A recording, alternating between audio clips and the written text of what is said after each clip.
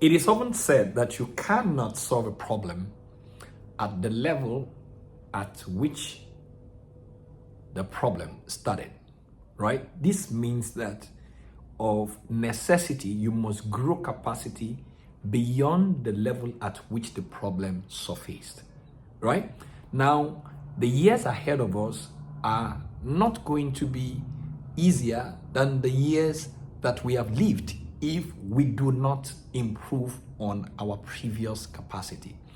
Today's problems are going to be matched with tomorrow's capacity, right? So, and that's to tell you that what today's capacity is grossly insufficient for today's problems. And that's the reason why you must stay ahead of the curve.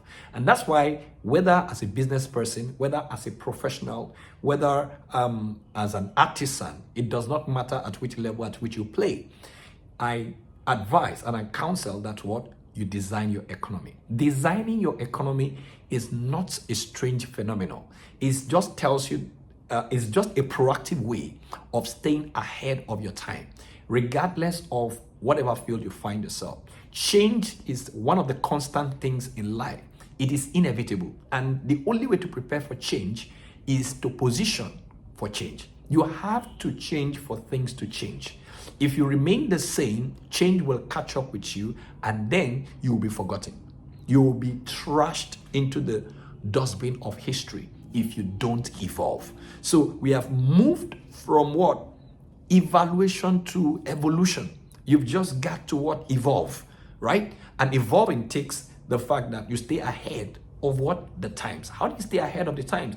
You cannot live a stress-free, abundant life without designing your economy. You know, a mono salary culture is an outdated way to be able to meet your needs. Every single day, the standard of living is not going to appreciate if your earning capacity is not improved. And the only way to improve your earning capacity, wealth is all about your earning capacity, your spending pattern, and then your earning pattern, your spending pattern, and your lifestyle. And to a large extent, this is what contributes to economy. When we talk about economy, we are talking about consumption, we are talking about production, and we're talking about distribution. So we're talking about consumption, production, and distribution. In today's economy, the inflation-infested economy, the constantly growing and changing economy, you can't live on one income source. Mono income source is a tragedy in today's reality. That's the sincere truth. And that's the reason why you need multiple streams of income without multiple streams of stress. What a lot of people call multiple streams of income is actually multiple streams of stress. And that's why you've got to design your own economy. The economy in which you're presently living in was not designed to you. Control is not in your hand. If you have to wait for somebody to increase your salary to determine your promotion, then you'll always be at their beck and call. You'll always be on the queue. You can't live your best life at that particular level. Your best life is going to come from what you design. And your designing your own economy, becoming the architect of the kind of future that you want for yourself is totally dependent on what? 5 factors. And let me share with you these 5 factors. If you're able to master these 5 factors, you will be able to produce what your market needs. You will be able to produce according to the demands of the market. You will not only produce according to the demands of the market, you will be able to attract the kind of people that you are designed to serve. That way, you are going to be doing what you love with the kind of people you want to do it with at the price at which you want to do it, right? So you are not boxed into the competition economy. No, at all. You are in a category of your own. That's what it means. You'll be in a category of your own. You are not in competition with anybody.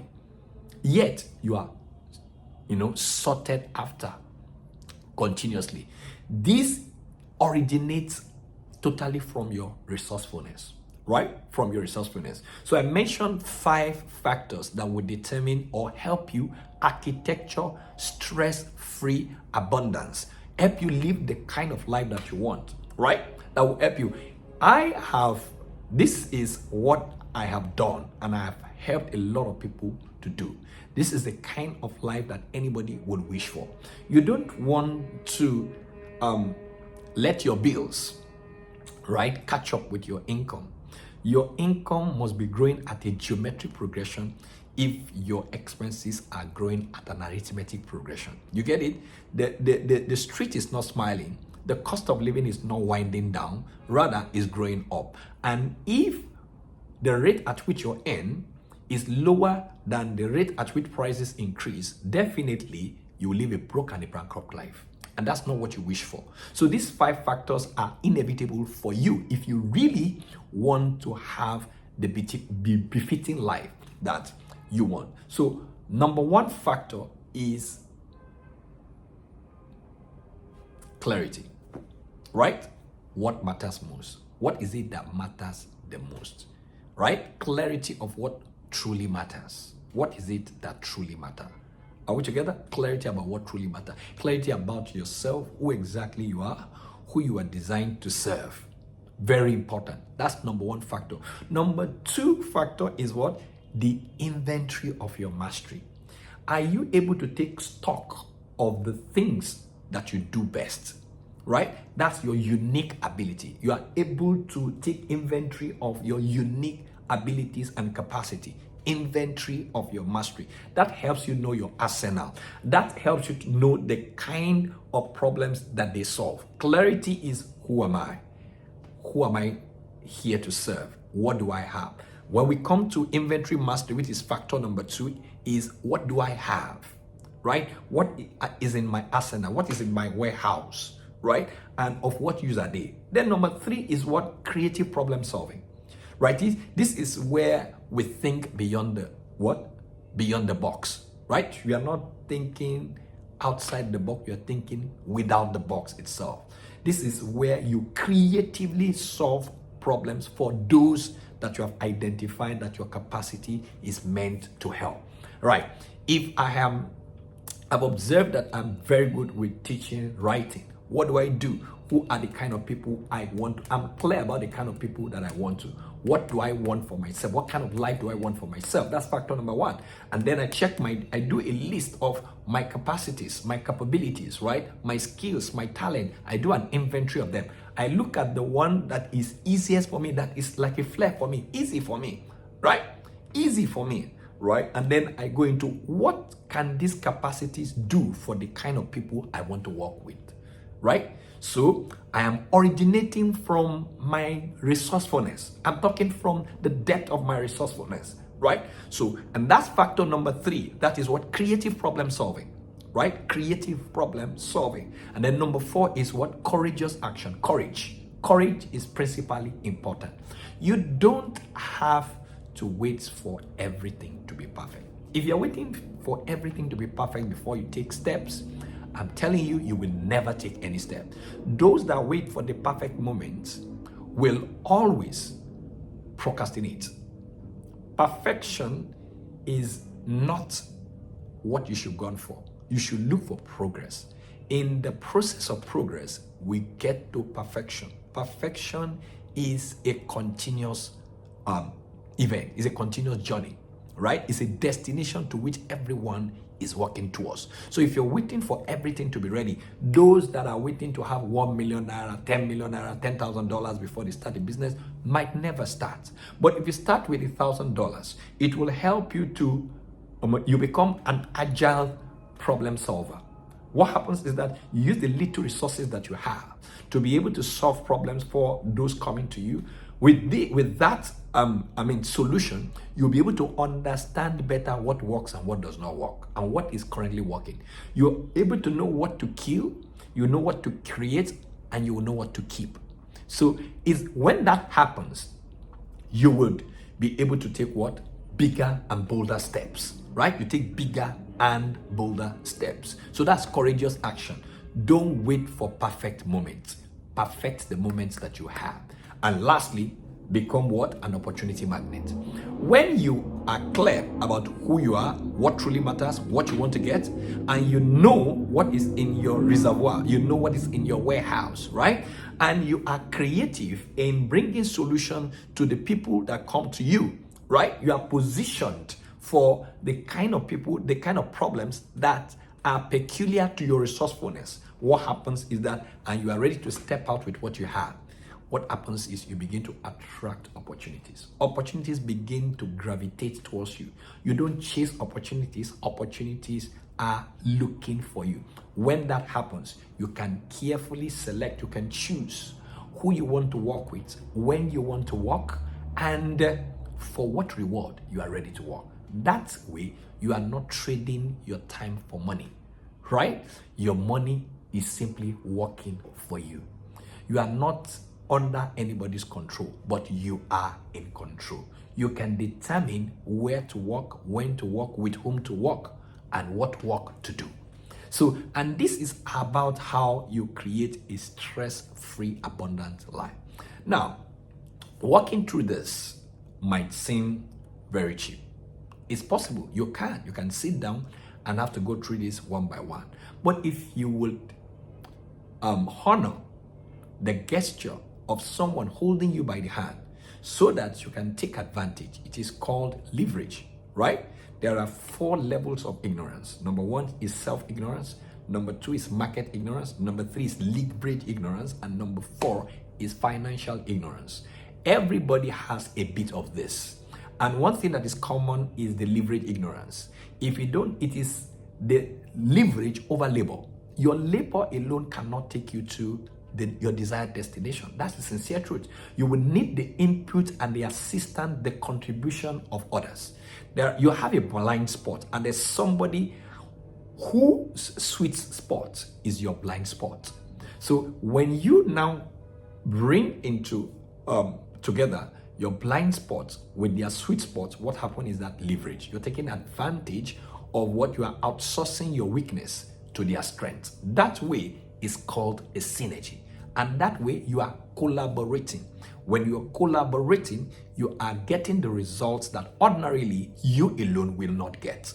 So that's what designing your own economy is all about. If you don't design your own economy, you will drown or die in their own economy, because the format of the current existing economy is not in your favor. You were not in their thought.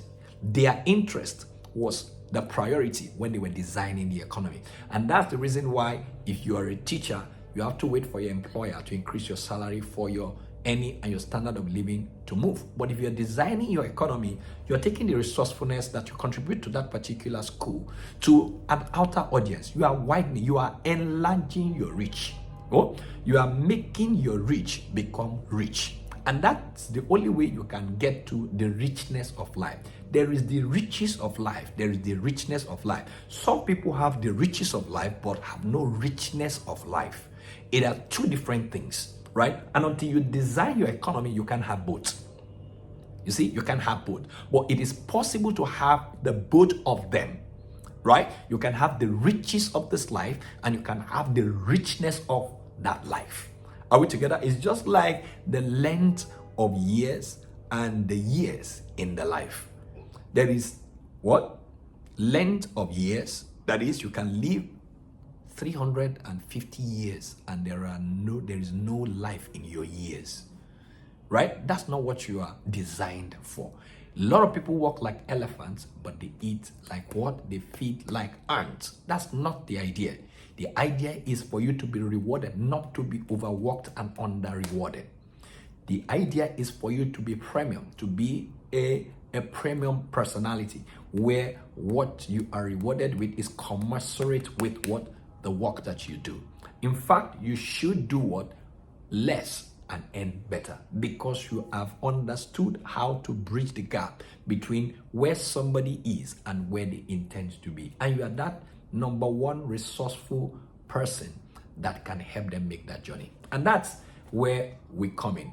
And we can help you design this life, irrespective of what you work. If you're a professional, there is a way in which you can design your own economy. If you're a business person, there are also ways in which you can design your economy. You're an artisan, there's a way you can design your economy. Understanding these 5 protocols is something very simple that you can do, but with the help, the leverage of someone who has done it and done it for other people, it's a lot easier. Now, I had a client, there was this client of mine who was drowning in debt, right? And when she accosted me about her financial status and I looked at her resourcefulness, we said, we can design your own economy. And this is how we're going to go about it. And I brought her into the protocols, these 5 protocols of designing your economy. And she created her own economy. Today, she earns monthly what she used to earn in a year.